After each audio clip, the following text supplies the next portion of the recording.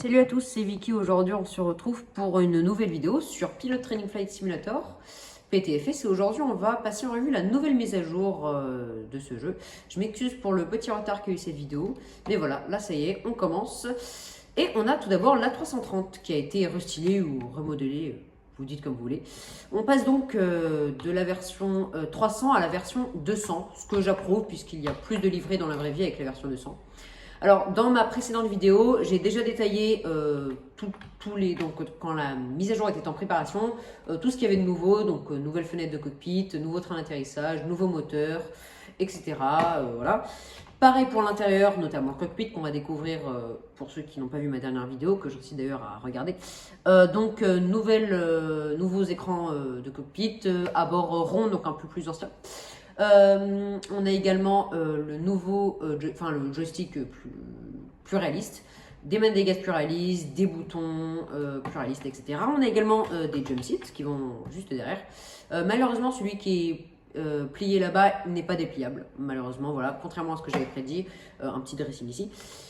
Pour ce qui est de l'intérieur, on est en configuration 1-2-1 en business, 2-2-2 en économie et tout à l'arrière, vous voyez que là on repasse en 1-2-1, tout simplement parce que le fuselage se rétrécit à cet endroit.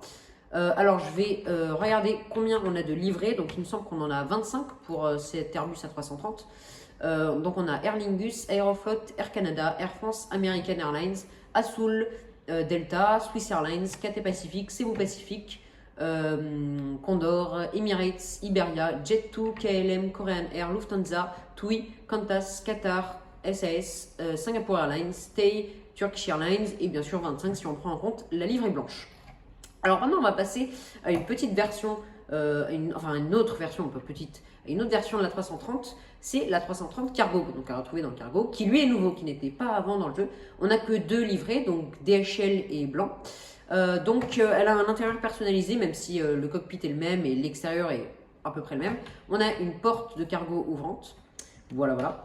Et l'intérieur est, comment dire, très cargo, voilà, si je peux me permettre. Donc on a un petit mur à sauter, comme d'habitude, hop, et on arrive sur un pont cargo. Voilà, avec la petite porte. On passe maintenant à la livrée, pas plus grande, mais avec justement simplement 4 moteurs, mais livrée pareil que la 340. La 330, pardon, je parle de la 340 qui possède 14 livrets. Air Canada, Air France, Swiss Airlines, Cathay Pacific, Emirates, Quadra d'Adeonor qui est un peu plus spécial qu'on va voir ensuite, Iberia, Lufthansa, Qatar, SAS, Singapore Airlines, Stay, Turkish Airlines et enfin la livrée blanche. Alors j'ai spawn Air France, parce que je suis français bien sûr et fier de l'être. Cockpit c'est la même chose, juste 4 manettes des gaz au lieu de 2 puisqu'évidemment on est sur un quadriréacteur. Et pareil ici, je ne sais pas si vous voyez très bien, mais on a 4 voyants sur l'ICAM du haut de moteur puisqu'on est sur un quadri-moteur. L'intérieur est le même avec les mêmes jump seats et là bon je ne vais pas le refaire, hein, c'est du 1-2-1 en business, 2-2-2 en économie et ça revient en 1-2-1 à la fin. Je vais passer donc à la livrée un petit peu plus spéciale, Codran AD Honor, je ne sais pas comment ça se prononce, mais je ne veux pas savoir. C'est une livrée gratuite pour tout le monde, donc pareil, cockpit pareil. En revanche, l'intérieur change un petit peu. Donc c'est la livrée qui, je crois, transporte le chancelier allemand. On a un petit salon ici, ici une cuisine, avec un peu partout des fleurs très réalistes. Voilà, ici aussi, des salles de réunion, etc. Livrée gratuite, je le redis. Et ici, pour les journalistes, je crois, dans la vraie vie, on a du 1-2-1 en business. Et là, pour les journalistes, comment dire, un peu moins... Bref, pour ceux qui vont en économie, c'est du 2-2-2. Et 1-2-1, bien sûr, vous connaissez la chanson, parce que le fuselage se rétrécit à la fin.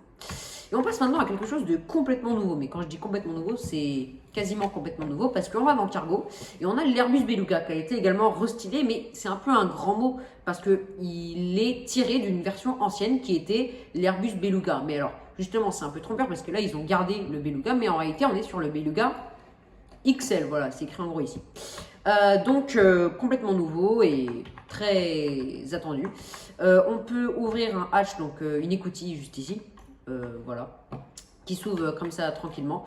On a donc, bon, il y a le tonnerre, ok. On arrive donc sur le pont supérieur, voilà, avec une petite zone d'arrivée ici. On a ici 3 jump seats. Et le cockpit, il est littéralement le même, voilà. En revanche, je vais aller sur le piège du pilote pour vous montrer quelques petites choses. Alors, je vais aller dans le contrôle parce que je ne les connais pas par cœur, mais on peut faire deux choses principales. On peut d'abord changer le numéro de queue en appuyant sur T. Et donc là, vous allez voir, ça va changer. Alors voilà, l'intérieur aussi, je vous montre, voilà, c'est assez classique. Si on appuie sur T, ça va normalement changer les numéros qui sont là, regardez. Par exemple, le 1 qui est juste ici, si j'appuie, ça change en 2, 3, 4, 5. Et la livrée 6, regardez bien sur le côté, elle est un peu plus spéciale, voilà. Elle a des petits autocollants comme ça. Et alors, d'un côté seulement, le côté gauche, avec le côté droit, c'est normal.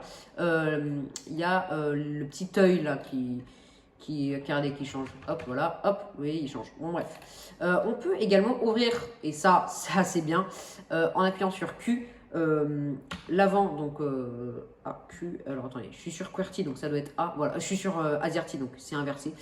Donc voilà, ça ouvre tout simplement l'avant, ça c'est vraiment super. Bon, j'en ai fini avec l'Airbus Beluga XL. On va passer aux petites choses pas très importantes. Alors, comme vous le voyez, je suis à Tokyo et la porte 6 a été supprimée, tout simplement. Voilà, on voit quand même un petit peu les traces avant et je trouve ça assez réaliste, assez bien. Ça témoigne de cette ancienne porte. Elle a été supprimée tout simplement parce que vous voyez, en repoussage, c'était complètement impossible. S'il y avait 3 avions en même temps, ça devenait impossible. Donc voilà, il n'y a plus la passerelle, mais il y a encore une porte et c'est d'ailleurs là qu'on a accès maintenant, vous voyez, à la Ground Crew Station. Voilà. Je vais parler enfin d'une dernière chose assez importante, mais je garde la surprise pour la fin. Petite chose aussi pas très importante, des lumières, les lumières maintenant des aéroports et aussi, je crois, des avions, mais surtout des aéroports. Enfin, ça, je suis sûre pour les aéroports. Ont été, alors leur capacité à être vue de loin a été augmentée de 2, donc maintenant on peut les voir de 2 fois plus loin. Voilà. Ensuite, pour Tokyo et pour Greater Rockford, là où on spawn, l'endroit où on spawn a été changé. Donc pour Tokyo, je crois qu'on spawn à peu près ici. Et Greater Rockford, c'est plus loin maintenant, plus sur les grandes portes. Donc ça, c'est bien. Je vais maintenant vous montrer le camion Follow Me, qui est devenu pick-up, voilà, juste ici.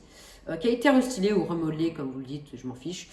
En 4 livrées, on a la livrée Airfield Operation, qui est tirée, je crois, d'une livrée de pick-up qui existe vraiment à London City, je crois, à l'aéroport. On a également le Follow Me de base, le White, et aussi un Game Pass. Le Game Pass Police, donc avec un pick-up qui a donc sirène et... voilà, sirène, et je crois que c'est tout d'ailleurs. Et des sons, bien sûr, avec... Donc, qui sont copiés tout simplement des camions de pompiers, voilà, du jeu. Donc voilà, c'est un Game Pass qui est à 35 Robux. Voilà. Donc, je vais vous montrer, il n'y a pas grand chose qu'à changer hein, à l'intérieur. En revanche, c'est sur l'extérieur que ça change beaucoup plus. Et malheureusement, à l'intérieur, on a toujours ce petit bug, vous voyez, quand on est la première personne, hop, vous avez le siège qui gêne, voilà.